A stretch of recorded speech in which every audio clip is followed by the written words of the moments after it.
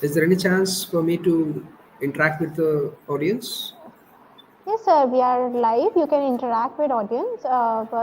Firstly, you have to give the presentation, and Sure. by now we'll start our session. Good afternoon, everyone.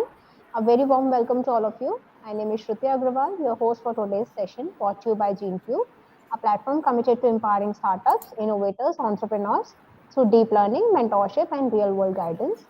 So today is the beginning of day one of our design thinking workshop, which is focusing on one of the most crucial stages of innovation. The first phase is discover phase, empathize and define. So every great product, service, or solutions begin with understanding people, their motivation, frustration, and unmet needs. That's exactly what today's session is all about. And to guide us through this session, we are happy to have with us Mr. Balamurali Bhaskaran, an innovation educator and mentor with 14 plus years of experience in helping early stage startups and student entrepreneurs. He has been recognized as a LinkedIn top voice and has supported over 150 founders through programs, mentorship, and hands on venture development. He currently leads pre incubation initiatives at Geetham University's venture development sector across multiple campuses and works closely with ecosystem partners like DRBI Foundation, Triple IT Hyderabad, and Nidhi Prayas. So we are very glad to have you here, sir, here with us, sir. Hello to Thank you, you, Shruti. sir. Hi. Thank you. Well, Thank you, Shruti. Right. welcome and over to you. Thank you. Hello, everyone. Thanks to Shruti for introducing me for today's session. So, before we jump into this design thinking workshop, and the title as Discover, Phase, Empathize, and Define, let's little bit think about thinking first. Okay, so it's a gift for us, to for mankind, to think. And on an average, a human brain thinks 50,000 thoughts. Among the 50,000 thoughts, hardly people will think about money, relations, the kind of a stress or kind of a thing which is going to happen in future, or think about the past.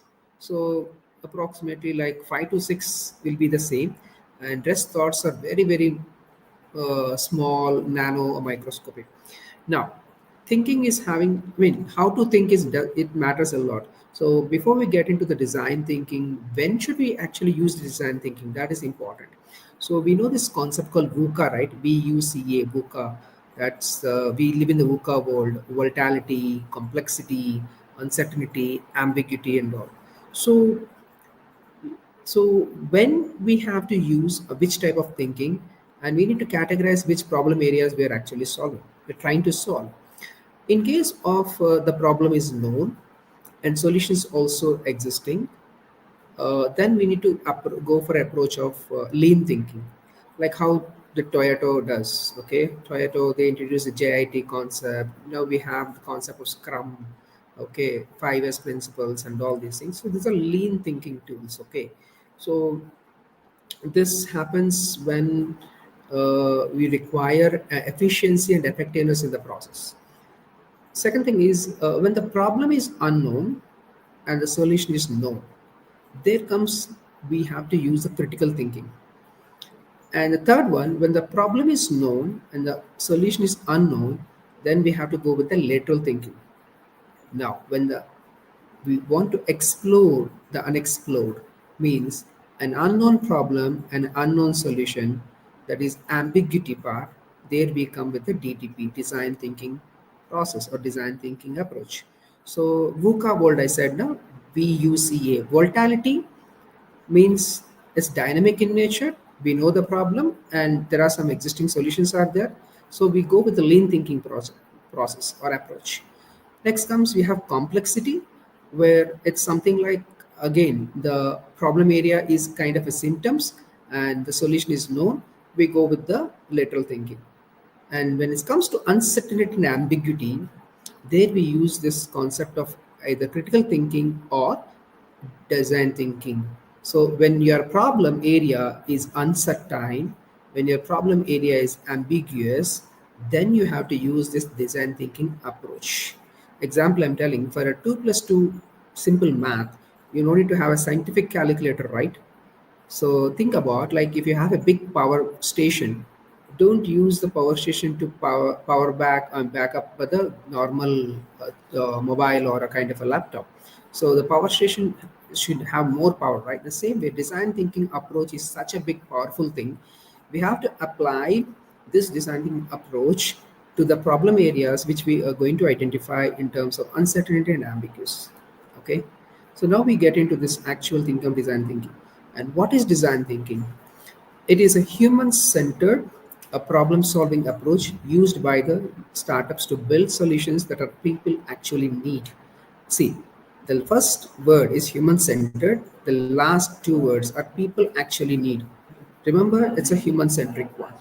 Okay, means living being. Okay, human-centered doesn't mean only the human beings we are. We need to even consider the life on the earth, below the earth, and all these things. So why this approach is so much very popular? Why? Because you remember this marketing concept when if people would have done this MBA in the marketing management, we get a topic called 4 Ps: product, price, place, promotion. The product, in the marketing mix, where a seller will take money from his pocket. Product, place, promotion, or a kind of a money goes out. Price is the only P where the money comes from the customer's pocket. So we need to focus on those things when the customer will take the money from his pocket. So altogether, if I come from the end, like it's a customer, consumer, client, user, then really the human being. So this design thinking approach is like in and out of the particular human, and where we are trying to address to solve the problem by using the design thinking approach.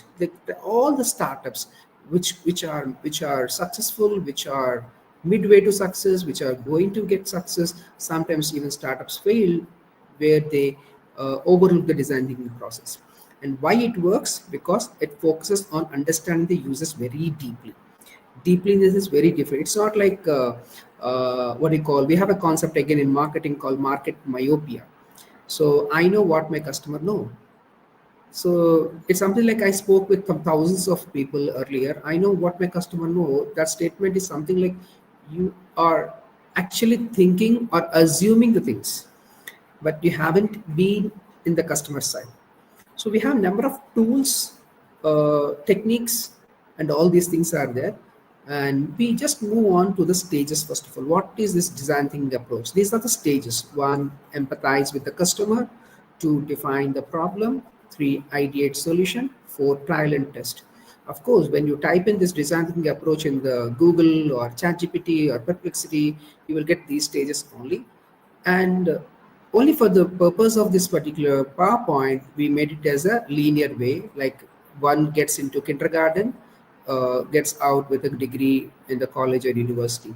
But remember, a non-linear growth you will get from the non-linear thinking, that is design thinking. Again, I repeat, a non-linear growth you will get from the non-linear thinking, that is design thinking. This is a loop, guys. This is a loop. Suddenly someone with comes with an idea.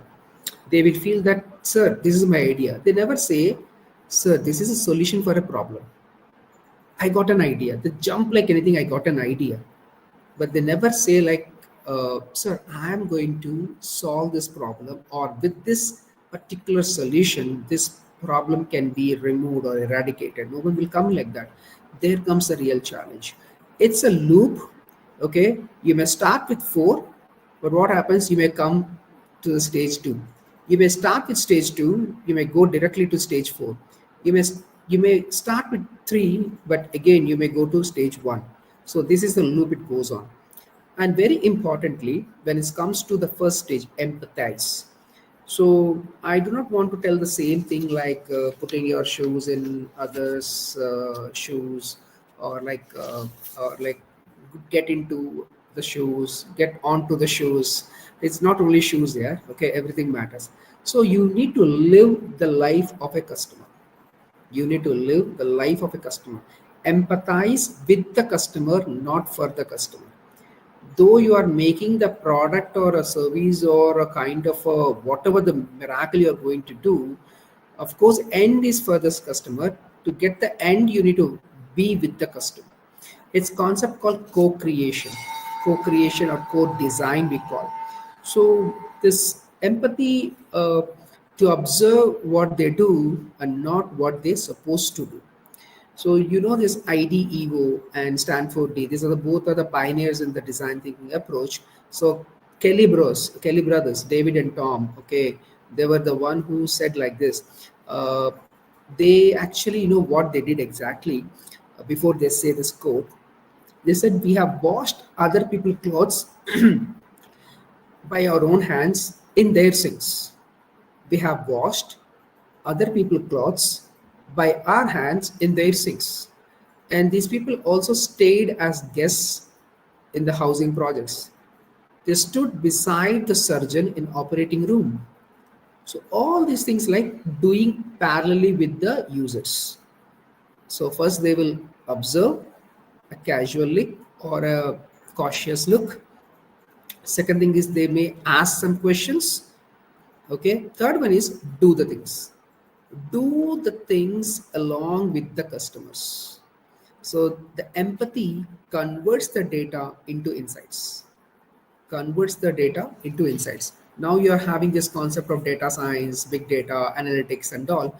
Yeah, they do have good tools, but to process the data, you need the data, the raw data you need, right? It could be in the format of words, text, images, mostly expressions. Okay, mostly expressions, in terms of voice, in terms of videos, in terms of images. It could be in terms of different types of formats, but altogether empathy that converts data into insights will bring you the concept and will you make that, that could be an input for your idea. So Satya Nadella, we all know the Microsoft CEO. We should be very proud. He's an Indian. He quotes like this: "Excited by ideas, but grounded by empathy." See, excited by ideas, he gets excited, but grounded by empathy. The deep sense of empathy translates into customer obsession and innovation. So the more you dig, example I'm telling, Satya Nadella is the one who opened the doors. He's saying he will be sending his crew to the schools, to the universities, to the NGOs, to the churches, to the mosques, to the temples, to the large organizations, small organizations, whomsoever using the Microsoft suite. He will go and he means his team will go and have a chit chat with them and get back. So Nadella in the sense like Satya Nadella, he says something like this: at the core of our business must be the curiosity and to desire to meet the customer unarticulated and unmet needs with technology. Again, I repeat it. Nadella saying this: the core of a business, their business, must be curiosity and desire to meet a customer's unarticulated and unmet needs with technology. Here comes the concept called unmet needs unarticulated. So now I tell the real time example. Real time is my personal example. My students came to me and said, "They said we got a great idea. Like, why should a pregnant woman should go to the hospital, spend some days, 2 or 3 days to get the delivery baby?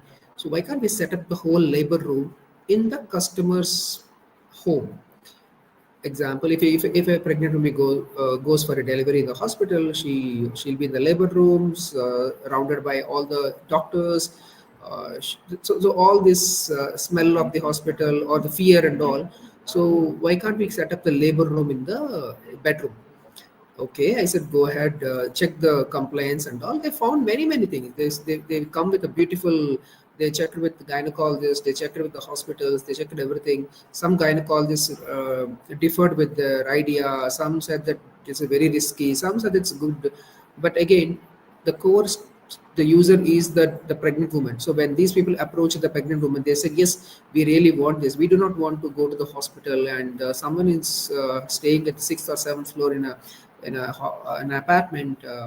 I have to go there and say that all pregnant women said that this is something where we want it. But the reality, what happened, the unarticulated unmet needs, when we were asking questions to pregnant women, mostly the person next to her, next to the pregnant woman, either husband or the father or the mother, keenly observing the people, and slowly said that, "Are you only asking pregnant women?" They said yes. We do have something to say. Then okay, open up. So what happened? We live in the city. Okay, my son will go to the office. My daughter-in-law, who is a pregnant, if in case for regular checkups and all, we need to take her to the hospital. Sometimes it is possible, sometimes may not be possible for us as we are elderly people. And my son has to keep a half day or a full day office leave, and he has to take the wife to the hospital. And mostly delivery part, we don't trust you. I mean, the labor room and all. But can you do something for this next 3 or 6 or 9 months where we need to take care about uh, the mother and the kid in the womb? They said like, what kind of a test you go? So they given the list and all. So what happened? Slowly, when happened, the moment we try to ask questions to the pregnant woman, slowly turn to the caretakers, towards the mother, father, in-laws, mostly the husbands and all. So their requirements were that. So we got to know the real need of this is not a kind of a place where we need to set up labor room. Then all together we got to a small kit, a scanning kit, where this avoids multiple times to visit the scanning and diagnostic center. It took 2 years for us. So we empathize with the customer, user, client, consumer, name, whatever it may be. So when we talk to the customer, okay, first we need to listen to the customer. And how big this design thinking approach is, the IBM, we know, International Business Machines, they come with a title called Leading Organizations or Modeling a New Path to Insight. Leading organization or modeling a new path to insight, they are design thinkers. So who are these design thinkers? First of all, are they students? Are they engineers? Are they doctors? Are they artisans? Are they architects? Are they interior designers? Are they carpenters? Are they nurses? Are they politicians? Are they athletes? All together. All together. Now how this all together happens? Mostly I'm focusing on this. I mean, of course the session is all about discovery stage. So let us see some examples how this some companies discovered their customers needs and wants and all. So first thing, as I mentioned before, co-creation and co-design is a core thing in the empathize stage. Empathize is a stage you work with the customer, and sometimes even the solutions will be co-created by the customer and co-designed by the customer. Stay with the problem. Stay with the problem. Okay. Whatever you see as a problem is not a problem here. It's only symptoms. If I'm getting a fever, I say, okay, I'm getting fever is my problem. No, fever is not a problem. Fever is a symptom for you. And one more thing, I can quote number of examples, but my favorite quote is like, not a quote. I strictly follow this quote. We know the 7 habits of highly effective people by Stephen Covey. In that seventh habit is like sharpen your saw. So I like that very much, and I want to relate that here also. Um, there was something like in the design thinking process, you have to invest more time in the problem. If you give me 6 hours to chop down a tree, I spend at least 4 hours to sharpen the axe. Even with Albert Einstein, it was mentioned like, what if we given a chance to save the world, which is going to end by 1 hour? It's going to, I mean, the scenario is something like this. What if the world is going to end in 1 hour? What you're going to do? How do you going to save it?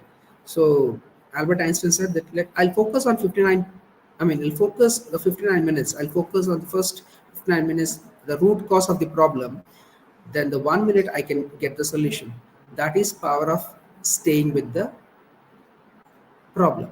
So you need to start from symptoms, not the problem. From symptoms to problem, problem to the root cause. That is how you are going to define the problem. The second stage.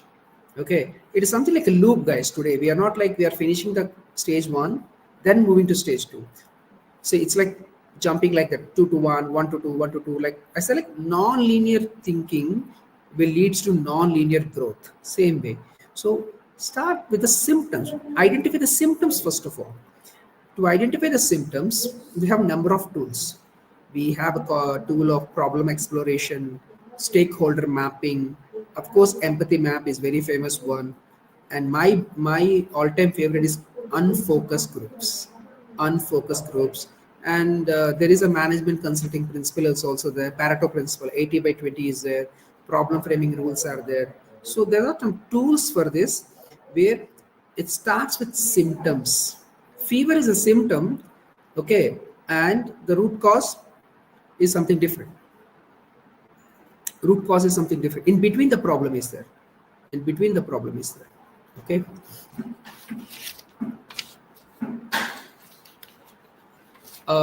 Again, just want to tell you something out of interest. So, three things you should have for any design thinker. You may be from different profession. Even my mother is a homemaker. Okay, when I actually ran a design thinking workshop in my home first of all, before I going into a academic world. So my father is a businessman. My mom is a homemaker. My bro is an IT employee. His wife is also an IT employee. So when we do this, I told them three things which you'd have: clear head, deep heart, thick skin. Clear head, the clarity, okay, which problem area we are going to do it. Deep heart, empathize. You should be like the way how the customers feel. Thick skin, be ready to get rejected. Be ready to get rejected. And one more thing, design thinking is not like a like an old wine in a new bottle. Okay. So again, I'm repeating: symptoms to problems, problems to the root cause. That's the way. Now, why startups need design thinking approach? These are the fantastic things. Uh, you take Toyota, okay, way back they started big, and now they of course they are also into car manufacturing, but they're also having a tough competition with all the international brands, right? They're still using lean thinking process.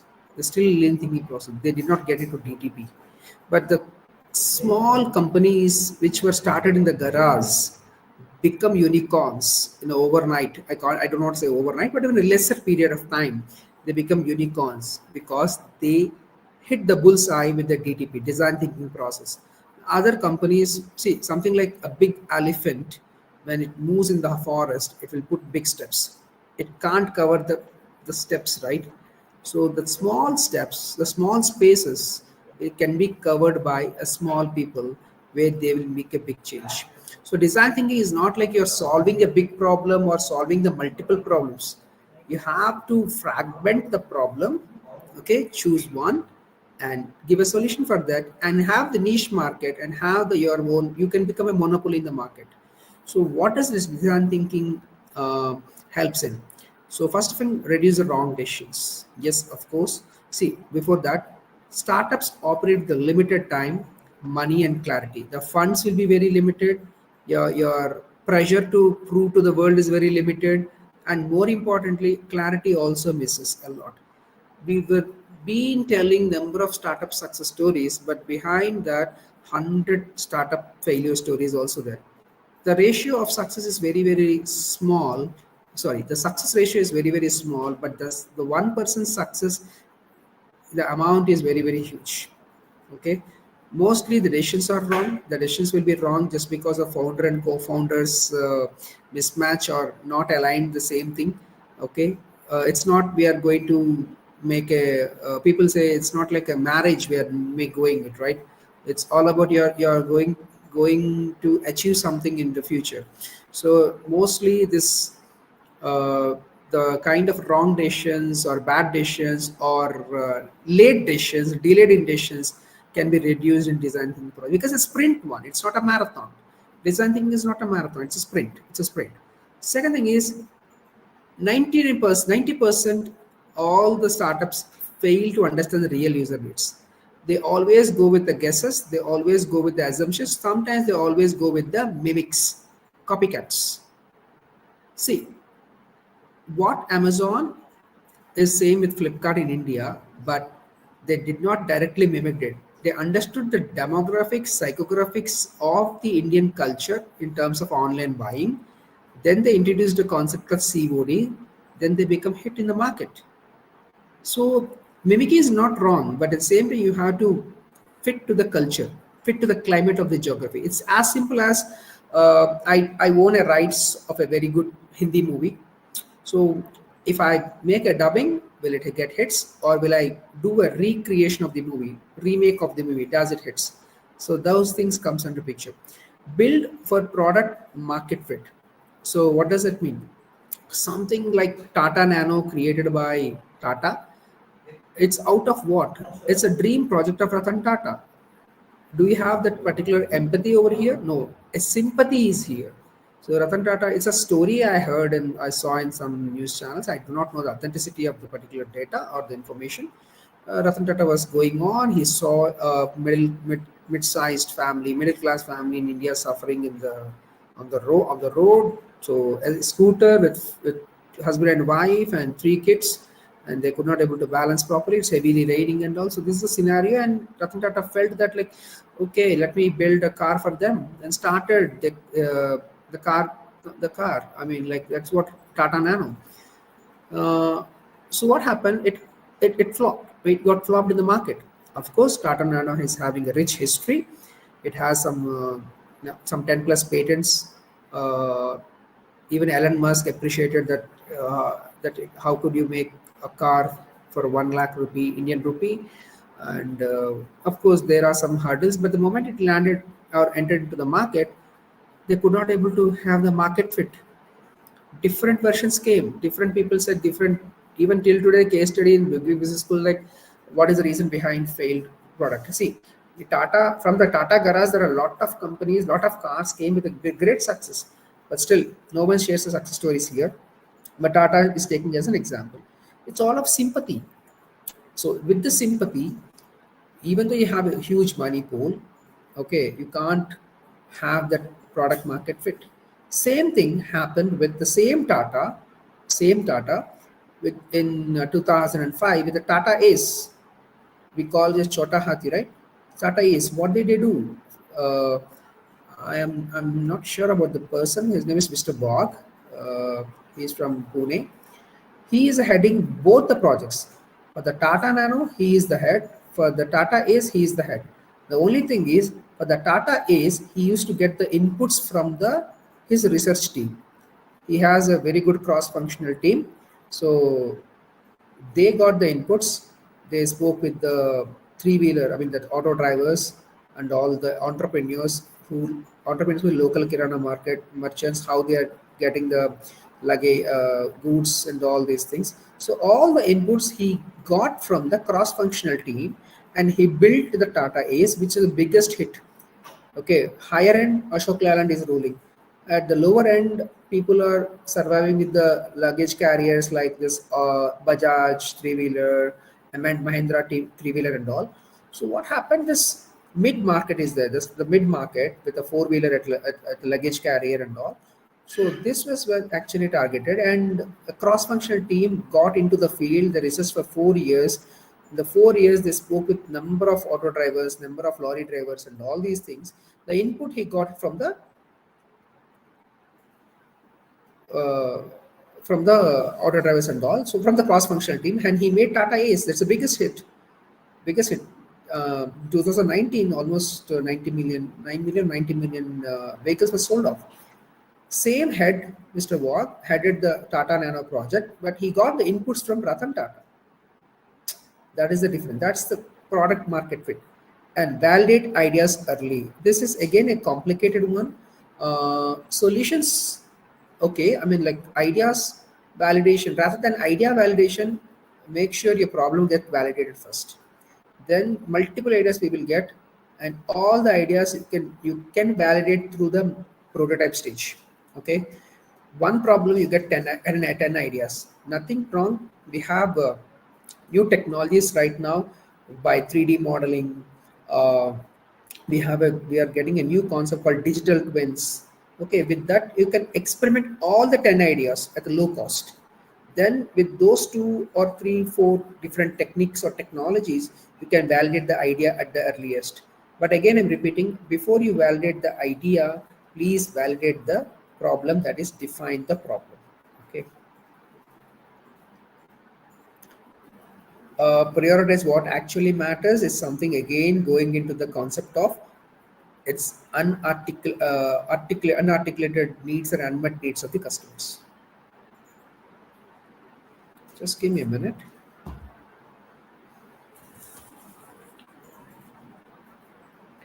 Right.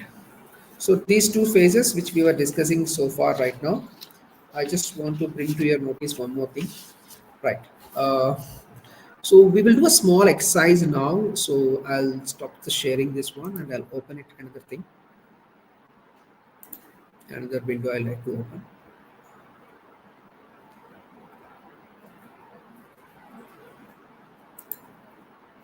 Right.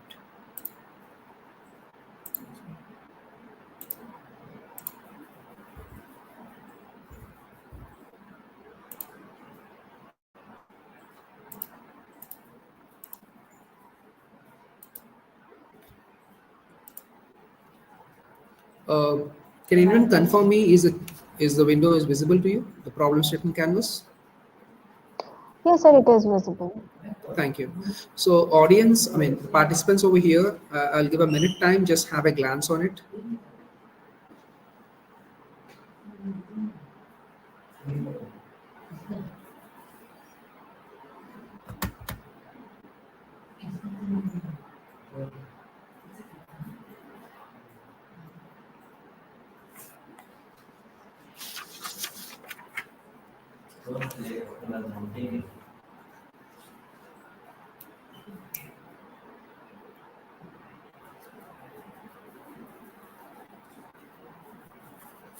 So, can anyone tell me what is the problem exactly? What is the problem area?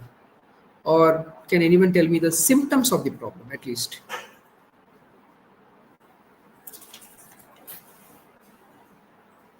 Uh, so people can't speak here. They Okay. can just view the slides. Okay, okay, no worries. I just okay, no worries. So, guys, this is one type of an tool where you can explore the problem. So, this is actually I do not want to name the country and all, but there the country people like eat the meat of the dog and cat, and the people who actually fond of this particular item, they actually don't buy. I mean, not like buying is something expensive for them, so they even steal the dogs and cats from the pet owners and all. So that's the problem over there. So this is how the problem statement canvas is there with the context, problem, alternatives, and alternative solutions, customers who actually get affected, and emotional impact. So this is one tool where you can, before you define the problem, okay, I mean, once we get the data from empathy stage, you may go with the interviews, you may go with the focus groups, you may go with unfocused groups, you may do shadowing, whatever the different thing, empathy map, what I mean to say, many things are there. Once we get the data, empathy converting into a data into insights. So with the data, if you frame the problem statement canvas like this, you get a clarity on the problem area. Then you have to frame a question like this: how might we? So this is actually exercise. I thought of running this exercise with you, but there is no audio interaction is not there. So I just want to show you something like this. How might we? This is a statement you have to do before you figure out that particular problem. So how might we ensure the safety of dogs and cats of pet owners and the rural areas to avoid being sold as a farm meat? So one of the team made this as a how might we statement. Another team made like this: how might we empower? Apologize for the spelling mistake. How might we empower community of pet owners to collaboratively prevent the pet theft, ensure safety of pets, and reduce illegal pet meat trade? This is the second team did it.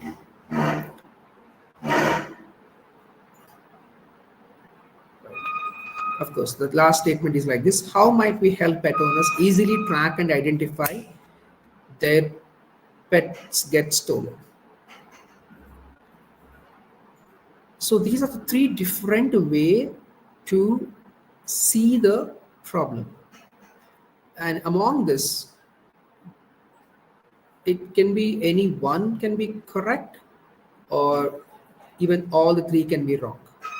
This is the way you structure the problem from empathy stage to define stage, right?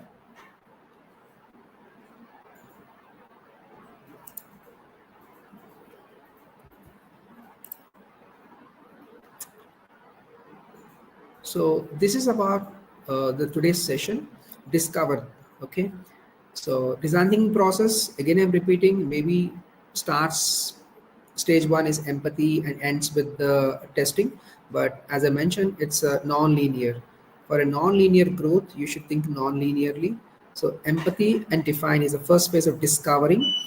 During the discovery phase, what happened while you are getting through this empathy, or I mean like getting the insights or the data from your particular users, people think that, okay, I found the problem of the customer, let me go into the ideation stage. Like how my students 2 years, they spend time with the pregnant woman, almost they inquired 300 pregnant women, but just with the 10 or 12 pregnant women, their husbands and their fathers, the total idea turned towards from a labor room setup to a small scanning box. Okay, the real problem is with the not with the pregnant woman or with the gynecologist, it's with the caretakers. So I'll close the session by telling you one thing: elevate the problem, elevate the problem, then you sell the solution. Like sell the problem first, then sell the solution next. So in marketing consulting, there is a scenario, there is a concept called SCQA. Means the first one is you have to tell the present situation. Second thing is how complicated is that? I mean, you have to give a warning bell. Like example, you take Pepsodent ad or close-up ad. Pepsodent ad is something like it will give you a negative reinforcement. Like if you don't brush, your teeth will get your oral hygiene or oral health is spoiled. Then there is a solution. Close-up is not like that. It will give you a positive reinforcement, like two people, couple coming together and all. So you have to give you the present situation and followed by the complication, give a warning. So give a warning, a warrant, then ask a question like that should be addressed. That now comes the real problem. Here the problem is hero, my dear.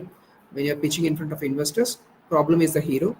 And then comes with your concept called the answer, genius answer. So elevate the problem, make villain first, then hero next. There's sell the problem first, then your solution next. So here ends my session. I'm open to Uh, any questions. Thank you, sir. So we have certain questions. One question is from Megha. What are the most effective methods to truly understand user when time and resources are limited? What are the most effective methods of truly understand users when time and resource limited? Okay, this is the Harvard validated method. Very simple, three things: observe, ask, try. You can do as a sprint.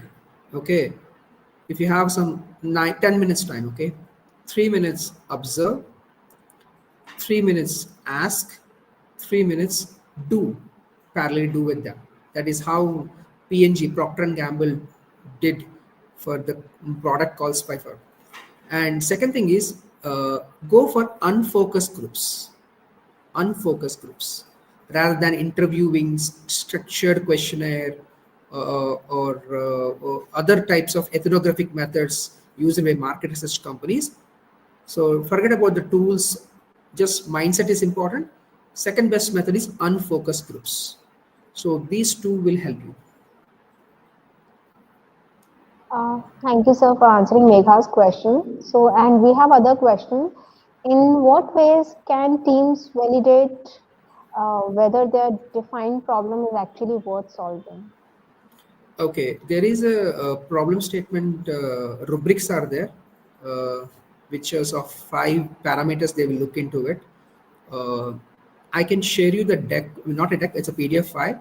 Whatever the how might we statement you framed, example I showed the pet theft case, three different people did it. So if you put that particular how might we statement in the problem statement rubrics, it will give you the validation part. The highest is 5, the lowest is 1.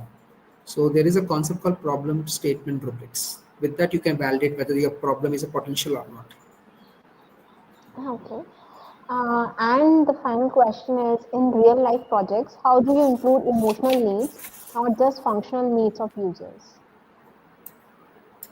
In real life projects, how do you include emotional needs, not just functional needs of user? See, again, when you do this Harvard style ethnography, observe, I mean, look, uh, ask, try, you will get three types of needs. You will get the answers for three types of needs: emotional needs, functional needs, and social needs.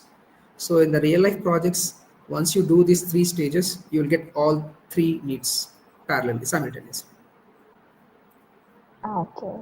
So here now we have come to the end of the session. Thank you so much, sir, for such an insightful session and making us understand what all is design thinking and how we can move forward in it.